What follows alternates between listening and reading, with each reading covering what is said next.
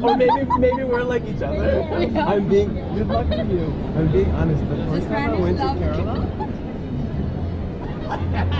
I'm speaking with Mark Sood. He is CEO of a Classic Tours collection where they have tours to many continents, over 40 countries.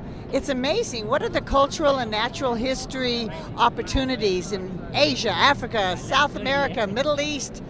And you even specialize in solar eclipse tours. That's correct, yes. I mean, there is a wide variety. I mean, the world is it's a big world, very exotic, very different. So what we try to do is put in together experiences which they will be culturally enriching and also see the nature. I mean, like for example, in India we have the Himalayas, you have the huge big coastline, the delta. Then of course we have the tribal culture and, the fairs and festivals that match with it. So you're getting, on our tours, you're getting more value for your money than just doing, sightseeing places, We introduce you to the local cultures, we take you to the restaurants, where you can try the different cuisines of the world, and also the unique experience like meeting with people, meeting women of power, meeting politicians. So there is a lot more that we offer on our tours that you would normally see. Naturally, when people think of India, they're thinking of going to the Taj Mahal, a beautiful architectural structure, going to Gandhi's home, going to some of the ancient Red Fort and other places. But I recall going and visiting some of the nature reserves, and people don't think of India as having natural areas because they see so many people in all the cities and villages.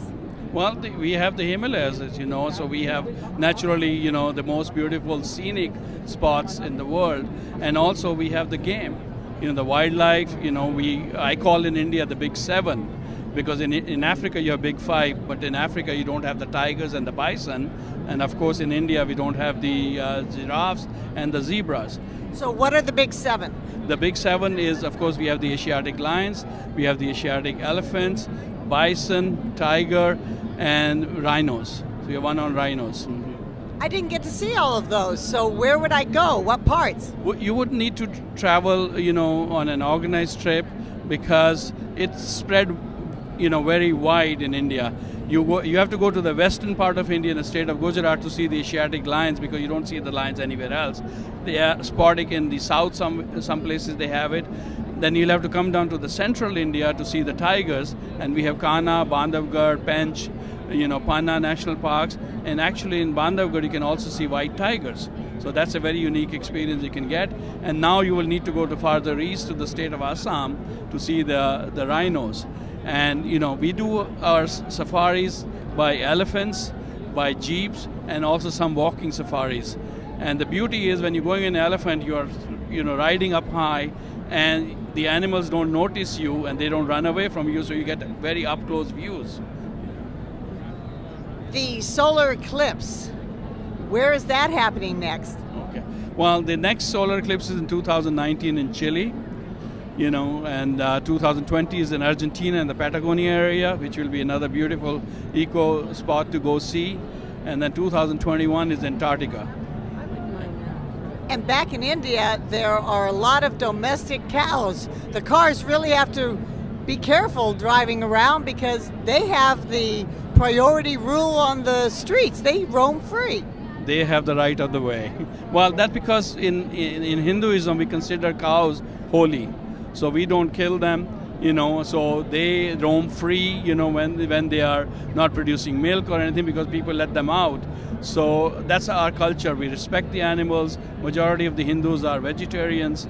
So cows, yes, you have to watch, very rightly, as you said, traffic-wise.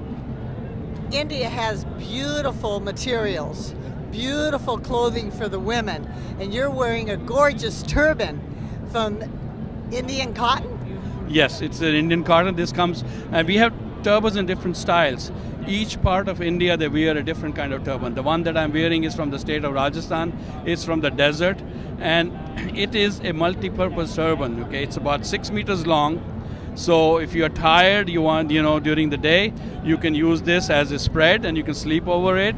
You need some shade, you open it and it becomes a covering. and it also gives you shade. Then if you need you've done some shopping, open it, tie your shopping into it, and it becomes a handbag. And the food is so tasty. Very special dishes just found in India. Well, India has, I think, the widest variety. I've traveled to 110 countries, and what India offers is the more diversity, the more different. When you're traveling from one state to another state, the food changes, the color of the people changes, the language changes, the dress style changes.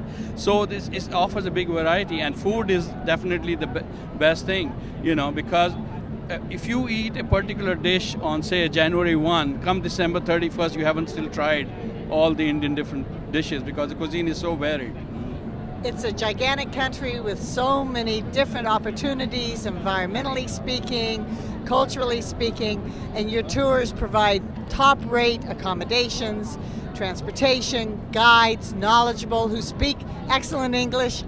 I'm looking forward to getting back to India. Thank you so very much for letting us know what is there, and of course all the other countries that you go to too. Thank you very much for that. Thank you, I appreciate it. I have been speaking with Mark Sood, CEO of A Classic Tours Collection.